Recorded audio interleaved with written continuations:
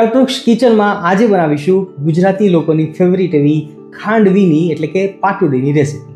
સાત્વિક રેસીપીની video સિરીઝમાં આપ સૌનું હાર્દિક સ્વાગત છે. સૌને જય સ્વામિનારાયણ, જય શ્રી કૃષ્ણ, જય સિયારામ, હર હર મહાદેવ. તમે ખાંડવી તો ખાધી જશે રાઈટ, પરંતુ એ લગ્ન પ્રસંગોમાં અથવા ફરસાણની દુકાનેથી.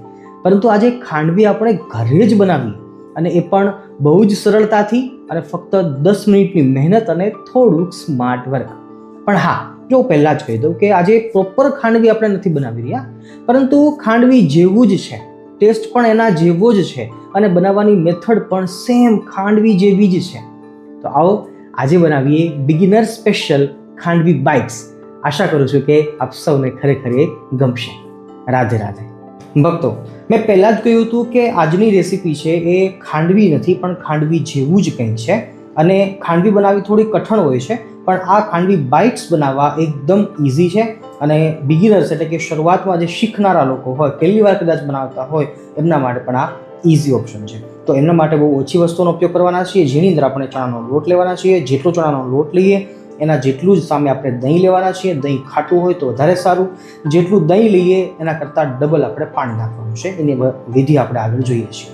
નંબર 2, શાકભાજીની અંદર ફક્ત ને ફક્ત લીલા મરચાં, આદુ, મીઠો લીમડો વઘાર માટે અને સાથે ધનિયા, બસ આટલી વસ્તુઓનો ઉપયોગ કરી અને થોડીક હળદર, થોડુંક નમક નાખી અને આજે ખાંડવી જેવી જ ખાંડવી બાઇટ્સ આપણે તૈયાર કરી લઈએ.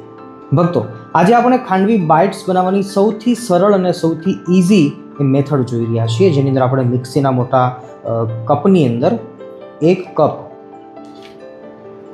ચણાનો લોટ ઝીણો બેસનનો લીધો છે. હજી અડધો કપ પણ હું લઉં છું, એટલે 1.5 કપ થશે. બીજો અડધો કપ. હવે યાદ રાખજો, જેટલું આપણે ચણાનો લોટ લીધો છે એટલું સામે દહીં લેવાનું છે, તો હું સામે 1.5 કપ દહીં નાખું છું. 1 અને આ અડધું બીજું. અને સામે આપણે 3 કપ પાણી નાખવાનું છે, પણ હાલ આપણે 1 કપ નાખીએ છીએ, એટલે જાર છે છલકાઈ જશે.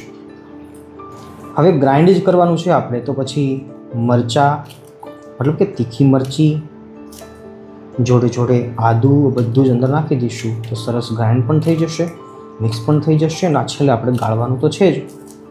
તો પછી આપણી ઇઝી મેથડ છે એ અહીંયા સક્સેસફુલ સાબિત થાય છે.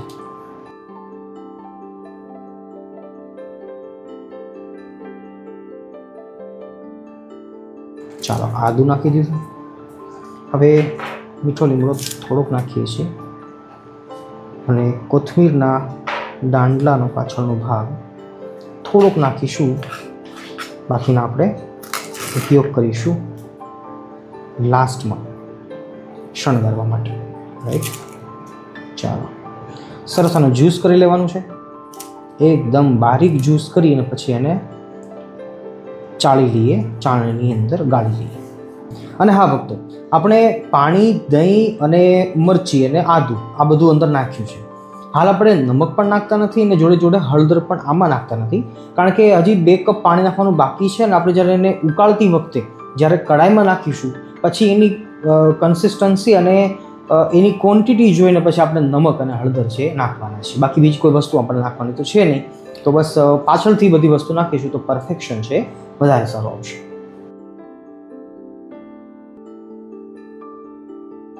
ભક્તો, ગ્રાઇન્ડ કર્યા પછી જોઈએ છે તો એકદમ લિક્વિડ સરસ થઈ ગયું છે. હજી આપણે 2 કપ પાણી નાખવાનું બાકી છે, રાઈટ. તો હાલ આપણે હજી આછું કરવા માટે 1 કપ પાણી નાખી દઉં છું, કારણ કે આપણે ગાળવામાં તકલીફ ના પડે એટલા માટે. 1 કપ આપણે પાછળથી નાખીશું. ફરીવાર પાછું ગ્રાઇન્ડ કરી લઈએ એટલે પાણી બધું મિક્સ થઈ જાય. ભક્તો, આ ખાંડવી બાઇટ્સ છે એ સવારના નાસ્તા તરીકે પણ ચાલે છે. બપોર પછી ભૂખ લાગી 4-5 વાગે બનાવવું હોય તો પણ જમી શકાય છે. અચાનક મહેમાન આવ્યા છે અને કોઈ ફરસાણ બનાવવાની જરૂર પડી છે તો પણ આ સ્વાદિષ્ટ એવી ખાંડવી બાઇટ્સ છે આપણે બનાવી શકીએ છીએ. નંબર 2, એકદમ હેલ્ધી છે. ફક્ત ચણાના લોટનો જ ઉપયોગ થયો છે, બહુ ઓછા મસાલાઓ આપણે નાખવાના હોય છે અને એના કારણે આ પચવામાં પણ એકદમ સરળ પણ છે અને ખૂબ જ હેલ્ધી પણ છે. તો જે ડાયટ કરતા હોય, જેને વજન ઘટાડવો હોય એવા લોકો પણ આ ખાંડવી બાઇટ્સ છે એનો ઉપયોગ કરી શકે છે, જમી શકે છે. સારી રીતે હવે ચર્ન કરી લઈએ, આહિસ્તા આહિસ્તા ઇઝીલી જેનાથી મરચી અને આદુનું જે ક્રશ હશે બધું એ ગળાઈ જશે. આપણે એકદમ જે લિક્વિડ હોય છે ને એની જરૂર છે. તો ચમચીથી ચલાવતા સારી રીતે બધું જ કાઢી લઈએ. ભક્તો, હવે જે વધ્યું છે એ આદુ અને મરચાં જ છે, તો આને ફેંકવાની જરૂર નથી.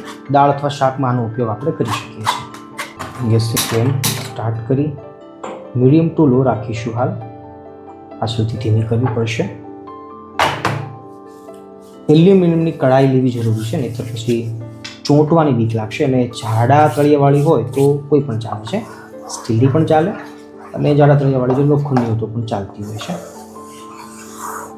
ભક્તો, આ રેસીપીમાં કન્ટિન્યુઅસલી ચલાવતું રહેવું જરૂરી છે, નહીંતર ગાંઠા પડી જાય છે. અને ચણાના લોટને પાણી ગરમ થશે પછી વાર નહીં લાગે. એટલે ઘાટું થવાની શરૂઆત થાય, જે ગરમી પકડે એ પહેલાં આપણે નમક નાખી દઈએ છીએ સ્વાદ અનુસાર. ભૂલશો નહીં, હજી આપણે 1 કપ પાણી નાખવાનું બાકી છે. તો અત્યારે હું સ્વાદ અનુસાર પહેલાં નમક નાખું છું અને પછી નાખીએ છીએ હળદર. અડધી ચમચી હશે તો પણ ચાલશે. છેલ્લો કપ પાણી હું નાખી દઉં છું. હવે આપણી જવાબદારી પૂરી થઈ. બસ હવે ચલાવતા રહેવાનું છે. યોગ્ય માત્રામાં નમક નાખ્યું હોય તો ચાખવાની જરૂર નથી, નહીં તો પછી આ સ્ટેપ ઉપર આપણે ચાખી શકીએ છીએ. ખટાશ જો હજી ગમતી હોય આપણને તો એકાદ લીંબુ આમાં નીચોવીને નાખી દઈએ તો પણ ચાલે છે, પણ દહીં ખાટું હોય તો એ જરૂર નથી. યોગ્ય માત્રામાં નમક અને હળદર નાખી અને હવે ચલાવતા રહેવાનું છે. અને ચલાવતું રહેવું જરૂરી છે, કારણ કે નહીંતર ગાંઠા પડી જશે. અને નંબર 2, ખાંડવી બનાવીને એ થોડી કઠણ છે, પણ આ ખાંડવી બાઇટ્સ બનાવવી એ ઇઝી છે. કારણ કે ખાંડવી બનાવવામાં કેવું છે કે આપણે જે પટ્ટી રોલ બનાવવા હોય ત્યારે જે પડ છે એ છૂટું પડવું એ જરૂરી હોય છે, પણ ખાંડવી બાઇટ્સની અંદર એની કોઈ જરૂર નથી રહેતી. અને એટલા માટે જ આ ઇઝી છે. બાકી સ્વાદમાં તો કશો ફેર રહેવાનો નથી. સ્વાદ તો એઝ યુઝ્યુઅલ જે ખાંડવીનો છે એ જ આ છે, કારણ કે મટીરિયલ એક છે, એની સિસ્ટમ એક છે, મેથડ એક છે. તો ઇન શોર્ટમાં કહીએ તો ખાંડવી ન બને કદાચ આપણાથી તો મૂંઝાવાની જરૂર નથી. ગુજરાતીઓ કંઈક ને કંઈક જુગાડ ગોતી કાઢતા હોય છે, બસ એવો જ આ જુગાડ છે. હું પણ જ્યારે ખાંડવી શીખતો, પછી જ્યારે એ ફેલ થતું તો પછી ખાંડવી બાઇટ્સ બનાવી નાખતો અને ઠાકોરજીને સંતો રાજી થતા કે ભાઈ ચાલો કંઈ નહીં તો કંઈ, ખાંડવી નહીં તો ખાંડવી બાઇટ્સ, ટેસ્ટ તો એવો જ છે. તો તમે પણ અવશ્ય ટ્રાય કરજો, તમને પણ ગમશે. જો હવે આપણું મિશ્રણ છે ઘાટું મળ્યું છે, તમે જુઓ. તો હવે બસ ચલાવતા રહીએ. ગેસની ફ્લેમ એકદમ ધીમી રાખવાની છે, ઉતાવળ કરવાની નથી. સારી વાનગી બનાવવી હોય ને તો ઉતાવળ ક્યારેય નહીં કરવાની, તો જ વસ્તુ સારી બનતી હોય છે. અમુક વાતનું ધ્યાન રાખીએ તો કોઈ પણ વસ્તુ સારી બનાવી શકાતી હોય છે.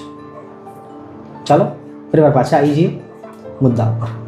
ભક્તો, મિશ્રણ ઘાટું થવા માંડ્યું છે અને બસ ઓછામાં ઓછી આપણે 10 થી 12 મિનિટ સુધી પકાવવાનું હોય છે. પણ આજે આપણે થોડું જાજુ બનાવ્યું છે, અડધો કપ મેં વધારે લીધો છે, તો મને એમ લાગે છે કે કદાચ 12 થી 13 મિનિટ જોઈશે.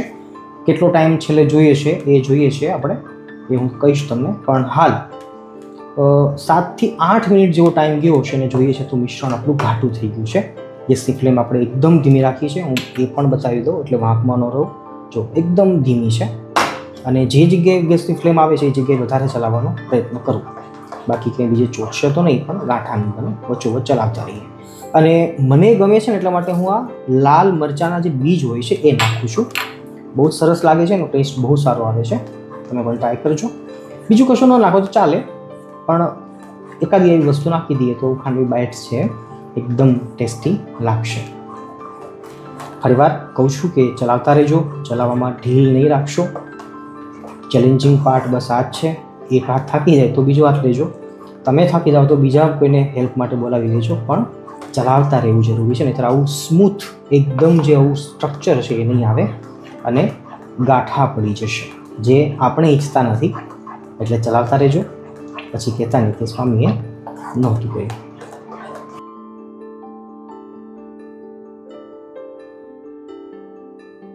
ભક્તો, 12 મિનિટનો ટાઈમ ગયો છે અને સારી રીતે ચલાવતા ચલાવતા સાઈડમાંથી લેતા જોઈએ છે તો મિશ્રણ એકદમ ઘટ થયું છે. અને અંદર જે આપણે આદું નાખ્યું છે, મરચી નાખી છે લીલી, સૂકા મરચાંના બીજ નાખ્યા છે, એનાથી બહુ સરસ સ્મેલ સુગંધ આવી રહી છે. જો જોઈએ છે તો અત્યારે સરસ પતરી પડી રહી છે.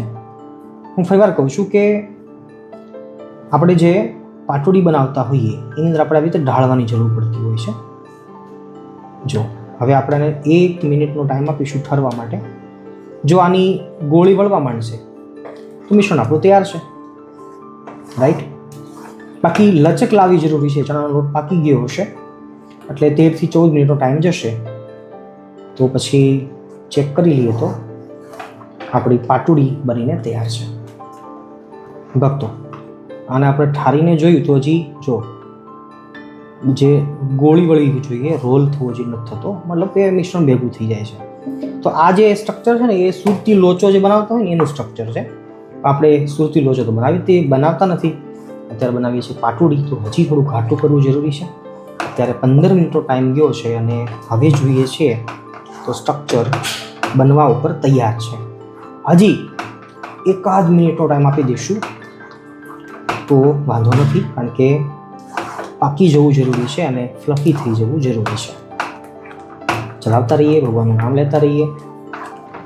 ભક્તો, છેલ્લે હવે 17 મિનિટ પૂરી થઈ છે અને હવે મને એમ લાગે છે કે આપણું મિશ્રણ તૈયાર છે. જો નાખીએ છીએ ત્યારે મહેનત કરીને પડે છે નીચે, મતલબ કે હવે ઘાટું થઈ ગયું છે.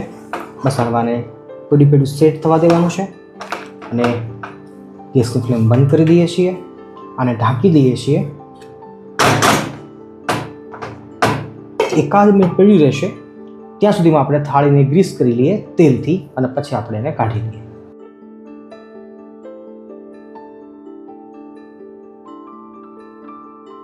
ચાલો, 1 મિનિટનો ટાઈમ ગયો છે અને હવે આપણે સારી રીતે એકવાર ચલાવી લઈએ.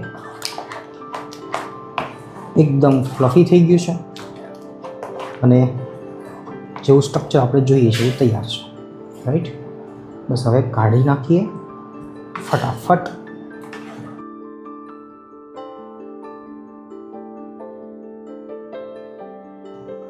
ભક્તો, સારી રીતે થાળીમાં સ્પ્રેડ કરી લેવાનું છે અને ઉપરથી થોડુંક થાય એટલું સેટ કરી લેવાનું. થોડુંક તેલ લગાવી ચમચા ઉપર સારી રીતે આવી રીતે કરી લઈએ. નીચે તો એકદમ સરસ સાઈડ રેડી હશે, ઉપરની સાઈડ થોડુંક આવી રીતે જોઈ લેવાનું.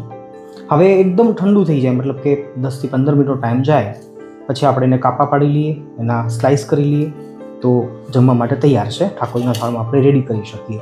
પણ જો થોડો વધારે ટેસ્ટ આને આપવો હોય તો આપણે તડકો લગાવી શકીએ છીએ રાઈ અને તલનો.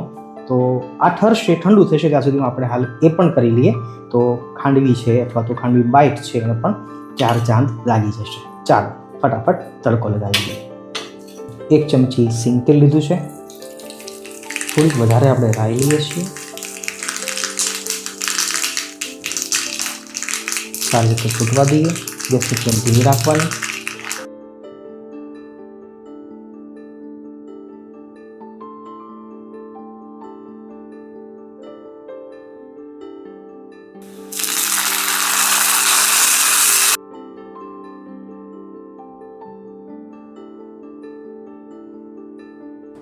અને હા, એક વાત કહેતા હું ભૂલી ગયો કે મારે આજે થોડુંક ઓછું થયું છે, એટલે થાળીમાં જેવી જાડાશ આવવી જોઈએ બાઇટ્સની એવી નથી આવી.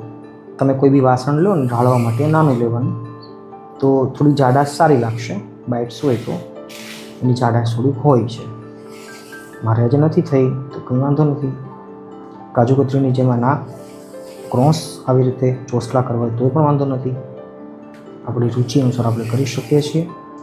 લુક એટ ધીસ, કેટલા સરસ પીસ તૈયાર થઈ રહ્યા છે, રાઈટ. તમે પણ બનાવજો, ઠાકોરજીને ધરાવજો, પછી જમજો. જે પણ ઘરમાં બનાવવું હોય બધું ભગવાનને ધરાવી અને પછી જ આપણે જમવાનું, એવો નિયમ રાખીએ તો એ પણ ભક્તિ જ છે. જુઓ કેટલી સરસ બાઇટ્સ આપણી કમ્પ્લીટ, એકદમ ફ્લફી, એકદમ પોચી અને એકદમ પરફેક્ટ ખાંડવી જેવી જ લાગે છે. જોયું ને? ચાલો આના ઉપર આપણે ઇઝીલી વઘાર નાખી દઈએ છીએ, પણ એ પહેલાં બધું મિક્સ કરી લઈએ, ભેળી કરી લઈએ છીએ. જો ઠરવાની દઈએ ને, ઠંડી નહીં થવા દઈએ તો પછી આ ભાંગી જશે. ઠંડી થવા દેવી જરૂરી છે.